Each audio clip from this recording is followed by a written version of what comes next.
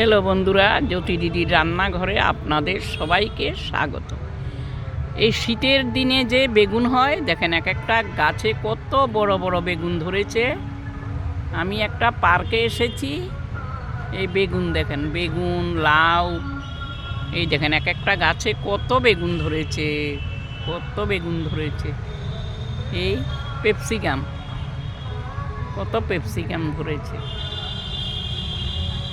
বাঁধাকপি, ফুলকপি, সফেদা আর কামরাঙ্গা, ছোট গাছে কামরাঙ্গা দেখো কত ধরেছে। সফেদাও ধরেছে, অনেক ভালো সফেদা ধরেছে।